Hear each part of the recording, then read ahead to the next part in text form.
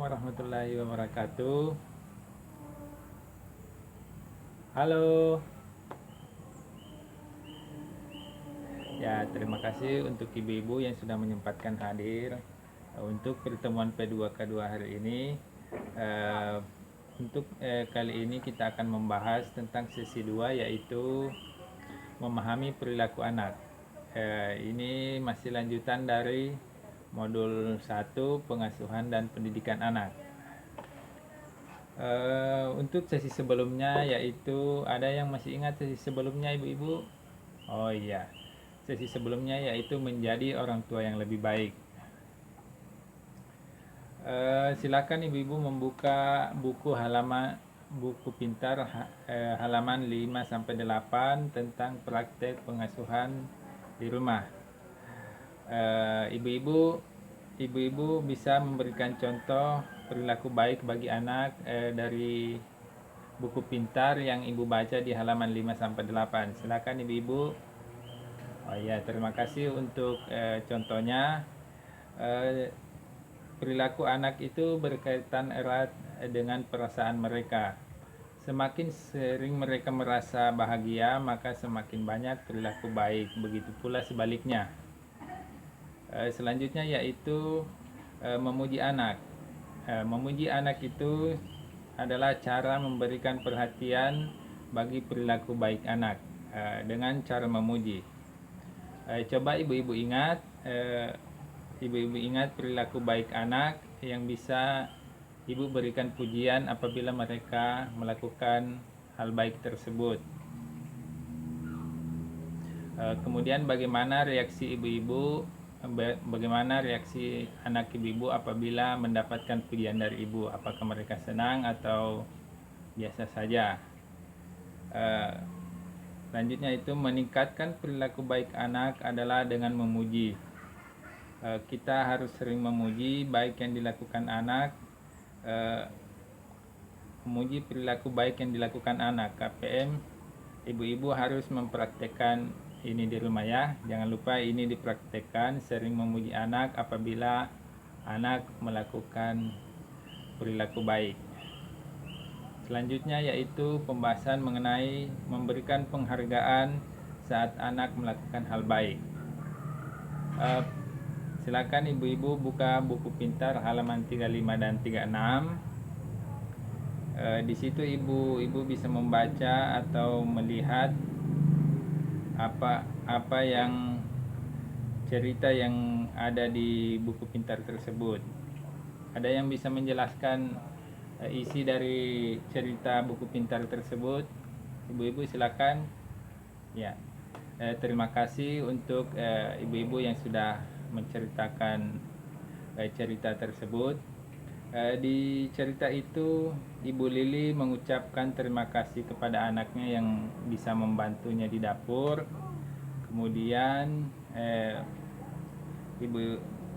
Ibu Lili juga memuji anaknya yang bisa menyikat gigi sendiri. Kemudian sebagai bentuk penghargaan kepada anaknya, Ibu Lili membacakan dongeng kesukaan anaknya.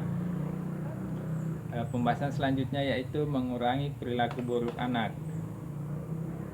Ibu-ibu mungkin pernah melakukan kesalahan waktu kecil. Ada yang pernah melakukan kesalahan waktu kecil? Ibu-ibu, bagaimana perasaan ibu-ibu saat itu? Apakah merasa takut atau bagaimana? Ya. Kalau ada yang takut, tidak apa-apa.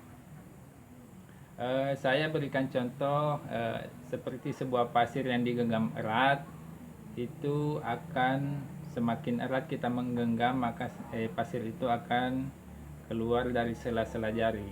Itu adalah contoh untuk apabila ibu melakukan kekerasan terhadap anak seperti memarahinya, maka hal-hal baik yang ada pada dirinya akan berkurang sedikit demi sedikit. Jadi ini tidak baik untuk anak apabila sering memarahi atau melakukan kekerasan apabila anak membuat kesalahan. Ya, kekerasan pada anak tidak akan menyelesaikan masalah. Kekerasan kekerasan memiliki banyak dampak buruk bagi anak.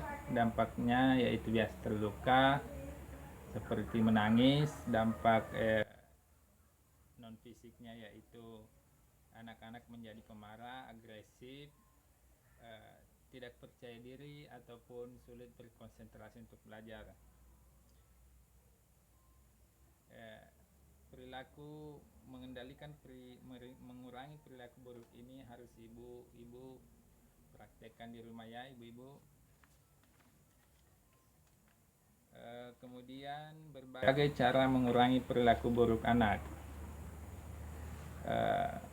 Ibu-ibu akan mempelajari cara mengurangi perilaku buruk anak.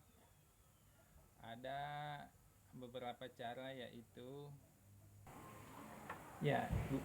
caranya yaitu ibu-ibu bisa membaca di buku pintar cerita di halaman 36. Di situ diceritakan Ibu Lili bersikap lembut namun tetap tegas kepada anaknya tentang menjalankan aturan yang telah disepakati.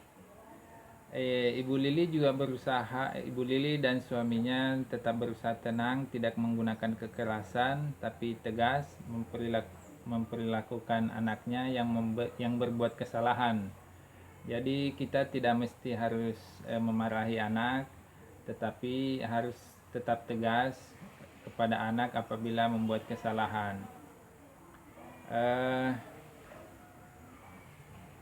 Sangat wajar jika orang tua kesal dan marah apabila anak melakukan kesalahan. Tapi ini tidak boleh disikapi dengan kekerasan ataupun memarahi anak. Ibu-ibu bisa membuka buku pintar di halaman 41. Di situ bercerita tentang bagaimana Ibu Lili dan Pak Rusli menyikapi anak-anaknya yang berperilaku buruk. Di situ Ibu Lili sepakat untuk bersikap tenang namun tegas untuk menghadapi anaknya, tidak menghakimi tindakan anaknya, namun menyampaikan akibat dari tindakan tersebut.